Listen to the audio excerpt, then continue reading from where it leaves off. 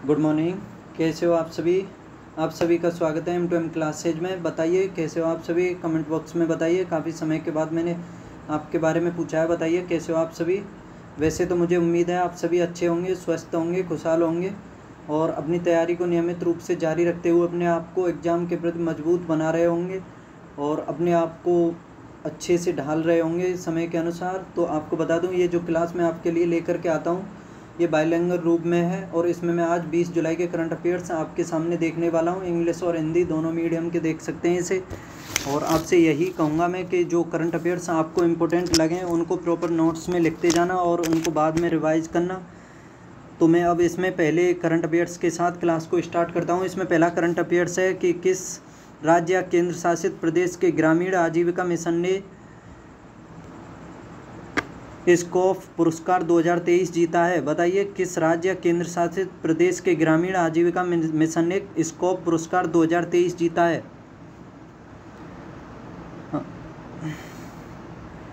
Which state और UTs rural livelihoods mission has won the scope award 2023। बताइए किस राज्य और यूटी ने आजीविका मिशन मतलब किस राज्य और यूटी के केंद्र शासित प्रदेश के ग्रामीण आजीविका मिशन ने स्कोप पुरस्कार 2023 जीता है। Option a Jammu Kashmir, option b Tamil Nadu, option सी राजस्थान या ऑप्शन डी चंडीगढ़। बताइए किसने जीता है। आपको बता दूं इसका सही जवाब है ऑप्शन ए चंडीगढ़। चंडीगढ़ ने जीता है। और इसमें बता दूं जो ये जम्मू कश्मीर ने जीता है, इसमें इसको जीतते हुए स्टेट ऑफ गवर्नेंस इंडिया 2047 की थीम के तहत इसको पुरस्कार मिला है। इसे याद रखना, थीम है इसमें स्टेट ऑफ गवर्नेंस इंडिया 2047। आगे इसमें महत्वपूर्ण पॉइंट देखते हैं कि किसे मराठा उद्योग रत्न 2023 पुरस्कार से सम्मानित किया गया है। मराठा उद्योग रत्न 2023 ये नीलेश सामरे को। आगे कौन सा भारतीय टाइगर रिजर्व प्रबंधन प्रभावशीलता मूल्यांकन यानी MEE की उत्कृष्ट श्रेणी में सबसे ऊपर रहा है। टाइगर रिजर्व कौन सा है जो प्रबंधन प्रभावशीलता मूल्यांकन MEE की उत्कृष्ट श्रेणी में? ये पेरिया टाइगर रिजर्व केरल में स्थित है, याद रखना। आगे किसे हाल ही में business leader of the decade पुरस्कार 2023 से सम्मानित किया गया है। Business leader of the decade पुरस्कार 2023 से ये कुमार मंगलम मिडला को। आगे किस राज्य की रहने वाली नंदिनी गुप्ता ने फेमिना मिस इंडिया 2023 का खिताब जीता है। नंदिनी गुप्ता ने फेमिना मिस इंडिया किस राज्य की है? ये राजस्थान की है नंदिनी गुप्ता। आगे क्वेश्चन नंबर 2 है, इसमें किस राज्य के पूर्व मुख्यमंत्री ओमन चांडी का 79 साल की उम्र में निधन हो गया है। बताइए किस राज्य के मुख्यमंत्री थे ये पहले। बताइए which states former chief minister Oommen Chandy has pass away at the age of 79। Option A Karnataka, option B Madhya Pradesh, option C Kerala या ऑप्शन डी बिहार। आपको बता दूं ये ओमन चांडी जो थे केरल के मुख्यमंत्री थे पहले। यह 79 साल की आयु में इनका निधन हुआ है और यह एक सम्मानित सार्वजनिक व्यक्ति और एक प्रमुख विधायक थे। और इनके बारे में बता दूं इन्होंने जो मुख्यमंत्री का पद था 2 बार संभाला था और 30 अक्टूबर 1943 को करोट्टू वल्ला काली केवड़ी चांडी और बेबी चांडी के घर जन्मे थे। ठीक है, याद रखना। अन्य महत्वपूर्ण पॉइंट देखते हैं कि किस दिग्गज हिंदी और मराठी भाषा की अभिनेत्री का 94 वर्ष की आयु में निधन हो गया है। हिंदी और मराठी भाषा की अभिनेत्री थी ये, इनका नाम था सुलोचना लाटकर। याद रखना सुलोचना लाटकर। महाभारत में शकुनी मामा का किरदार निभाने वाले किस व्यक्ति का निधन हो गया है? याद बताइए शकुनी मामा का जो किरदार महाभारत में निभाया था उनका निधन हो गया। क्या नाम था उनका? नाम था गुफी पेंटल। क्या नाम था? गुफी पेंटल। आगे हाल ही में दूरदर्शन की किस मशहूर न्यूज एंकर का निधन हो गया है। मशहूर एंकर हैं ये दूरदर्शन के, इनका नाम है गीतांजलि अय्यर। आगे किस राज्य के पहले अशोक चक्र विजेता हवलदार LV डिक्रूज का निधन हो गया है। LV डिक्रूज, और इन्हें अशोक चक्र मिल चुका है। ये केरल के हैं LV डिक्रूज। आगे क्वेश्चन नंबर 3 है, इसमें किस देश ने दुनिया का पहला मीथेन से उड़ने वाला रॉकेट लॉन्च किया है। मीथेन से उड़ने वाला रॉकेट। बताइए which country has launch the world first methane powered rocket. Option A मिस्र, option B Germany, option C Australia, option C चीन। तो बता दूं इसका सही जवाब है option C, option D China ने बनाया है ये रॉकेट जो मीथेन से चलने वाला है। इसमें बता दूं कि दुनिया की एक निजी अंतरिक्ष कंपनी जिसने 12 जुलाई 2023 को दुनिया के पहले मीथेन लिक्विड ऑक्सीजन रॉकेट को लॉन्च कर दिया है। इस कदम ने नेक्स्ट जनरेशन के लॉन्च व्हीकल को अंतरिक्ष में भेजने में अमेरिकी प्रतिद्वंदी स्पेसएक्स को पछाड़ दिया है। जो स्पेसएक्स कंपनी है उसकी है एलन मस्क की, तो याद रखना उसको पीछे छोड़ दिया है और वो भी निजी प्राइवेट कंपनी है। और इसमें बता दें कि चीन की निजी एरोस्पेस कंपनी लैंड स्पेस ने 12 जुलाई इसने जो लॉन्च किया है, ये इस कंपनी का नाम है लैंड स्पेस, और इसने 12 जुलाई 2023 को सुबह 9 बजे स्थानीय समयानुसार 9 बजे, और जो वहाँ का समय था ना कि इंडिया का, ठीक है, स्थानीय समयानुसार 9 बजे गोबी रेगिस्तान में स्थित, जो चीन और मंगोलिया की सीमा पर स्थित है, गोबी रेगिस्तान में स्थित जिक्वान सैटेलाइट लॉन्च सेंटर से जुके 2 नाम के रॉकेट को लॉन्च किया है। और इस रॉकेट का नाम था जुके 2, याद रखना। आगे है इसमें महत्वपूर्ण पॉइंट है कि किस देश ने विकासशील देशों के लिए नई लैंडमार्क ट्रेडिंग योजना शुरू की है। बताइए, विकासशील देशों के लिए नई लैंडमार्क ट्रेडिंग योजना किस देश ने शुरू की है? ये की है यूनाइटेड किंगडम ने। किस देश ने योग के माध्यम से देश को बढ़ावा देने वाली पहली विदेशी सरकार के रूप में इतिहास रचा है? ये ओमान में रचा गया है। योग के माध्यम से देश को बढ़ावा देने वाली पहली विदेशी सरकार के रूप में। आगे है इसमें समलैंगिक विवाह को वैध बनाने वाला मध्य यूरोप का पहला देश कौन सा बना है? ये एस्टोनिया बना है। जो बाल्टिक देश हैं एस्टोनिया, लातविया, लिथुआनिया, उनमें से एक है एस्टोनिया। याद रखना, ये समलैंगिक विवाह को वैध बनाने वाला मध्य यूरोप का देश बना है। आगे भारत और किस देश के बीच रक्षा पहल इंडेक्स एक्स रक्षा त्वरण पारिस्थितिकी तंत्र लॉन्च किया गया है? Indus x. बताइए किसके बीच इंडस एक्स? ये अमेरिका और इंडिया, देख सकते हो नाम में, ये IND से इंडिया, US से यूनाइटेड स्टेट ऑफ अमेरिका हो गया इससे, और इसका यह 10वां संस्करण था। आगे भारत किस शहर में पहली बार G20 वैश्विक खाद्य नियामक शिखर सम्मेलन 2023 आयोजित किया गया है? बताइए, भारत के किस शहर में पहली बार G20 वैश्विक खाद्य नियामक शिखर सम्मेलन 2023 आयोजित किया गया है? In which city of India the G20 global food regulator summit 2023 has been organized for the first time? बताइए, option A Mumbai, option B Chandigarh, option C Nai Delhi और या ऑप्शन डी जयपुर। तो इसका सही जवाब है ऑप्शन सी नई दिल्ली में।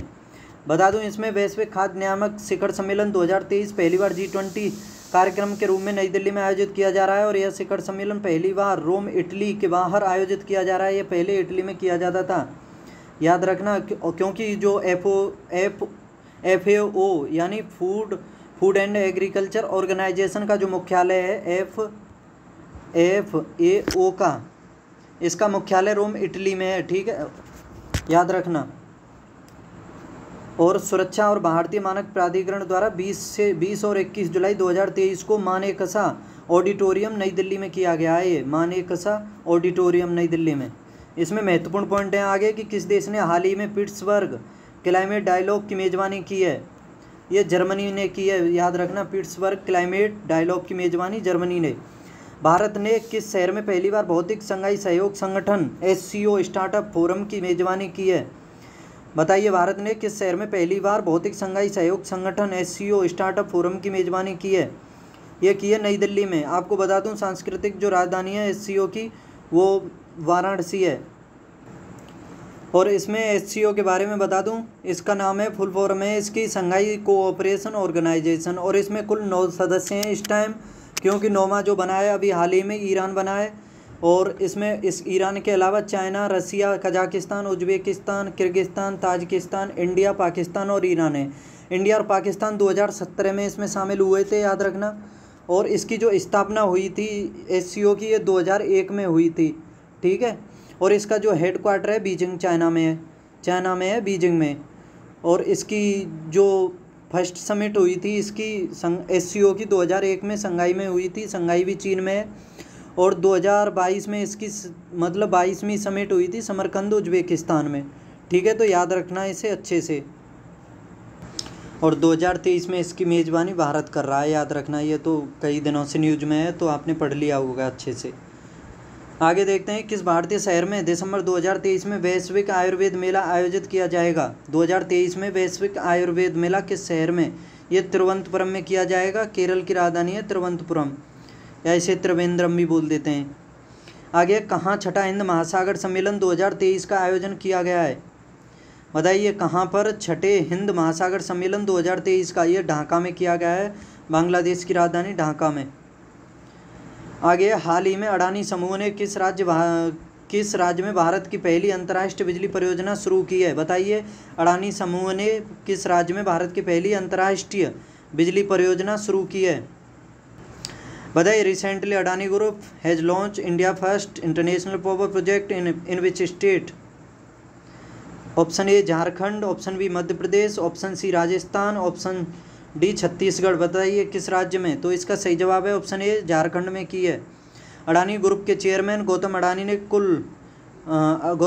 ने फुल कैपेसिटी से गोंडा पावर प्लांट शुरू होने के बाद बांग्लादेश की प्रधानमंत्री शेख हसीना से मुलाकात की। यह अडानी ग्रुप का पहला इंटरनेशनल पावर प्लांट है, याद रखना। इसके अडानी ग्रुप की कंपनी अडानी पावर ने झारखंड के गोंडा में 16,000 मेगावाट का थर्मल पावर प्लांट लगाया है और ट्रांसमिशन लाइन के जरिए बांग्लादेश पावर डेवलपमेंट बोर्ड को बिजली की सप्लाई की जा रही है इससे। आगे देखते हैं, महत्वपूर्ण पॉइंट के राष्ट्रीय डेयरी अनुसंधान संस्थान ने भारत की पहली गिर नस्ल की क्लोन मादा बछड़ा का उत्पादन किया, इसका क्या नाम है? बताइए, राष्ट्रीय डेयरी अनुसंधान संस्थान ने भारत की पहली गिर नस्ल की जो क्लोन बनाई है मादा बछड़ा, उसका क्या नाम है? उसका नाम है गंगा। तो याद रखना इसका नाम गंगा है, जो भारत में अभी राष्ट्रीय डेयरी अनुसंधान संस्थान ने भारत की पहली गिर नस्ल की क्लोन मादा बछड़ा का उत्पादन किया है, इसका नाम गंगा है। और आपको याद करने के लिए बता दूं कि विश्व में जो सबसे पहले क्लोन बनाई गई थी वो भेड़ की बनाई गई थी और उसका नाम था डॉली। ठीक है, 1996-97 से 2003 के बीच बनाई गई थी ये, इसका नाम डॉली था। लेकिन आपको एक चीज़ और पॉइंट बता देता हूँ, आपने किताबों में पढ़ा होगा, शायद ना पढ़ा हो, कि मेरुदंडीय प्राणी मतलब दुनिया का सबसे पहला मेरुदंडीय प्राणी मेंढक था, जिसका 1992 में प्रतिरूपित मतलब उसका प्रतिरूप बनाया गया था। ठीक है, याद रखना वो पहला ऐसा प्राणी था मेंढक जिसमें रीढ़ की हड्डी होती है, जिसका प्रतिरूप 1952 में बनाया गया था। आगे, किस राज्य सरकार ने 8वीं कक्षा की पाठ्य पुस्तकों में भारत की पहली महिला मुस्लिम शिक्षिका फातिमा शेख के योगदान पर एक पाठ शुरू किया है? किस राज्य सरकार ने 8वीं कक्षा की पाठ्य पुस्तकों में भारत की पहली महिला मुस्लिम शिक्षिका थी फातिमा शेख और उनके योगदान पर एक पाठ शुरू किया है? ये आंध्र प्रदेश के द्वारा शुरू किया गया है, याद रखना। आगे, किसके द्वारा संचालित प्रोजेक्ट एलोरा भारत की स्थानीय भाषाओं को डिजिटल दुनिया में बढ़ावा दे रहा है? प्रोजेक्ट एलोरा भारत की स्थानीय भाषाओं को डिजिटल दुनिया में बढ़ावा दे रहा है, ये माइक्रोसॉफ्ट, ठीक है, माइक्रोसॉफ्ट के द्वारा दे रहा है, याद रखना। किस शहर में भारत की पहली व्यवहार प्रयोगशाला स्थापित की जाएगी? भारत की पहली किस शहर में व्यवहार प्रयोगशाला? ये जयपुर में की जाएगी, राजस्थान की राजधानी जयपुर में, पिंक सिटी भी कहते हैं जयपुर को। आगे, किस राज्य या केंद्र शासित प्रदेश ने टीचर इंटरफेस फॉर एक्सीलेंस यानी TIE कार्यक्रम शुरू करने के प्रस्ताव को मंजूरी दी है? Which state or UT approved the proposal to launch Teacher Interface for Excellence TIE program? बताइए। Option A Uttar Pradesh, option B Rajasthan, option C Haryana, option D Himachal Pradesh. तो आपको बता दूं इसका सही जवाब है ऑप्शन बी राजस्थान। राजस्थान के मुख्यमंत्री अशोक गहलोत और इनके द्वारा टीचर इंटरफेस फॉर एक्सीलेंस यानी TIE कार्यक्रम शुरू करने के प्रस्ताव को मंजूरी दे दी गई है और इसके तहत सरकारी विश्वविद्यालयों, कॉलेजों और पॉलिटेक्निक कॉलेजों के शिक्षकों को देश विदेश के प्रतिष्ठान संस्थानों में प्रशिक्षण मिल सकेगा और इस वर्ष राज्य भर में 500 से अधिक शिक्षकों को प्रशिक्षित करने का लक्ष्य रखा गया है। राज्य सरकार 2023-24 के दौरान शिक्षकों के लिए अनुसंधान और प्रशिक्षण सुविधाओं पर 23.50 रुपये खर्च करेगी। आगे महत्वपूर्ण पॉइंट देखते हैं, किस राज्य सरकार ने डिजिटल ग्रामीण शिक्षा को बढ़ावा देने के लिए पहल योजना प्रारंभ की है? बताइए, पहल योजना किस राज्य के द्वारा शुरुआत की गई है? पहल योजना की जो डिजिटल ग्रामीण शिक्षा को बढ़ावा देगी, ये उत्तर प्रदेश के द्वारा शुरू की गई है पहल। याद रखना, इसमें पहल जो योजना है ये उत्तर प्रदेश के द्वारा शुरू की गई है और पहल का मतलब है प्रत्यक्ष हस्तांतरित लाभ, प्रत्यक्ष हस्तांतरित लाभ। ठीक है, आगे इसमें किस राज्य सरकार ने सुगम ग्रामीण परिवहन के लिए मुख्यमंत्री ग्राम गाड़ी योजना प्रारंभ की है? मुख्यमंत्री ग्राम गाड़ी योजना सुगम ग्रामीण परिवहन के लिए झारखंड के द्वारा की गई है। झारखंड की राजधानी छत्तीसगढ़ है और झारखंड का गठन हुआ था बिहार से 15 नवंबर 2000 को। याद रखना 15 नवंबर 2000 को, और 2000 में ही बने थे। 1 नवंबर 2000 को बना था छत्तीसगढ़ और 9 नवंबर 2000 को बना था उत्तराखंड उत्तर प्रदेश से, और 15 नवंबर 2000 को बना था यह आपका झारखंड। और किस राज्य सरकार ने बेरोजगार युवाओं के लिए मुख्यमंत्री सीखो कमाओ योजना शुरू की है? किस राज्य ने बेरोजगारों के लिए मुख्यमंत्री सीखो कमाओ योजना, ये मध्य प्रदेश के द्वारा शुरू की गई है। मध्य प्रदेश की राजधानी भोपाल और मुख्यमंत्री शिवराज सिंह चौहान। और इंडिया का दूसरा क्षेत्रफल के आधार पर दूसरा सबसे बड़ा देश वह राज्य है। पहला राजस्थान जिसका क्षेत्रफल 3,40,000 के करीब, और सेकंड उत्तर प्रदेश, ये मध्य प्रदेश जिसका क्षेत्रफल 3,08,000 कुछ वर्ग किलोमीटर के करीब। ठीक है, याद रखना। आगे महिलाओं के लिए कार्यस्थल को सुरक्षित बनाने के उद्देश्य से किस राज्य सरकार ने साहस पहल प्रारंभ की है? साहस पहल किस राज्य से संबंधित है? ये तेलंगाना से संबंधित है साहस। आगे क्वेश्चन नंबर 7 है, इसमें नीति आयोग के निर्यात तैयारी सूचकांक में किस राज्य ने, बताइए, नीति आयोग के निर्यात तैयारी सूचकांक में किस राज्य ने शीर्ष स्थान प्राप्त किया है?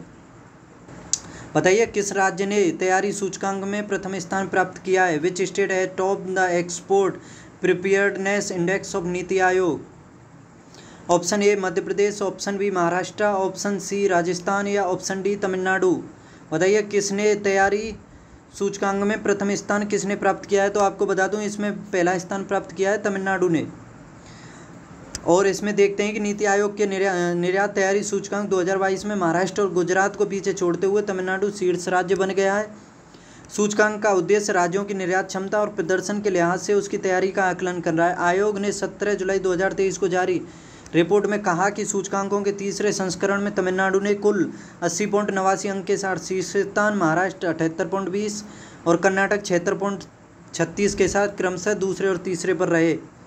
आगे महत्वपूर्ण पॉइंट है, state of India's environment 2023 report के अनुसार कौन सा राज्य पर्यावरण के मामले में पहली रैंक पर है? बताइए, state of India's environment 2023 report के अनुसार पहली रैंक पर यह तेलंगाना है, याद रखना। आगे पांचवें राज्य खाद्य सुरक्षा सूचकांक 2023-24 में बड़े राज्यों में पहला स्थान किस राज्य को मिला है? पांचवें राज्य खाद्य सुरक्षा सूचकांक में ये केरल को मिला है, केरल को, याद रखना। आगे मर्सर के कॉस्ट ऑफ लिविंग सर्वे के अनुसार, मर्सर के कॉस्ट ऑफ लिविंग सर्वे के अनुसार भारत में प्रवासियों के लिए सबसे महंगा शहर कौन सा है? बताइए, प्रवासियों के लिए सबसे महंगा शहर भारत में, और ये मर्सर के कॉस्ट ऑफ लिविंग की सर्वे के अनुसार है। Mercer of cost of living, ये मुंबई है। भारत का सबसे महंगा शहर है मुंबई। आरबीआई के आंकड़े के अनुसार कौन सा राज्य लगातार तीसरे साल बाजार उधारी में सबसे ऊपर है? बताइए, आरबीआई के अनुसार सबसे पहले स्थान पर कौन सा राज्य है बाजार उधारी में? ये तमिलनाडु है। तमिलनाडु की राजधानी चेन्नई है और स्टालिन वहाँ के मुख्यमंत्री हैं, याद रखना। और लौटते मानसून से जो सर्वाधिक वर्षा होती है वो तमिलनाडु के कोरोमंडल तट पर ही होती है, याद रखना अच्छे से। आईआईटी दिल्ली किस शहर में अपना पहला ग्लोबल कैंपस खोलने जा रहा है? आईआईटी दिल्ली जो है किस शहर में अपना ग्लोबल कैंपस खोलने जा रहा है? दिल्ली। बताइए, आईआईटी दिल्ली अपना पहला ग्लोबल कैंपस खोलने जा रहा है कहाँ पर, किस शहर में? In which city IIT Delhi is going to open its first global campus? Option A Dubai, option B Muscat, option C Havana, या ऑप्शन डी अबू धाबी। बताइए, तो इसका सही जवाब है अबू धाबी में खोलने जा रहा है आईआईटी दिल्ली अपना पहला ग्लोबल कैंपस अबू धाबी जो यूएई की राजधानी है में स्थापित करने जा रहा है। और अबू धाबी, और आपको इसके बारे में बता दूं कि प्रधानमंत्री नरेंद्र मोदी की मौजूदगी में संबंधित MOU पर अबू धाबी में हस्ताक्षर किए गए हैं। है किसी में दम दो जो ये बता दे मुझे कि अबू धाबी इसकी यूएई की मुद्रा क्या है? यूएई की मुद्रा का क्या नाम है किसी में दम तो बताओ क्या नाम है इसका। आगे महत्वपूर्ण पॉइंट है कि किस आईआईटी द्वारा तंजानिया में अपना पहला अंतर्राष्ट्रीय परिसर स्थापित किया जाएगा? बताइए, आईआईटी द्वारा तंजानिया में पहला अंतर्राष्ट्रीय परिसर ये आईआईटी मद्रास के द्वारा किया जा रहा है तंजानिया में, जो अफ्रीकी देश है तंजानिया। माउंट किलिमंजारो यहीं पर है, अफ्रीका की सबसे ऊंची चोटी, ठीक है, याद रखना।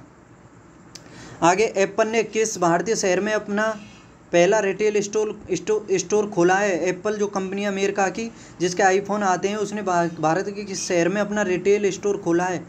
ये मुंबई में खोला है, भारत में, ठीक है, याद रखना। किस बैंक ने पहली बार 16 शहरों में ऑफलाइन डिजिटल भुगतान पायलट परियोजना ऑफलाइन पे शुरू की है? ऑफलाइन पे बताइए किस बैंक ने की है ये? 16 शहरों में पहली बार ऑफलाइन डिजिटल भुगतान पायलट परियोजना है ये ऑफलाइन पे, ये उत्तराखंड में शुरू की गई है।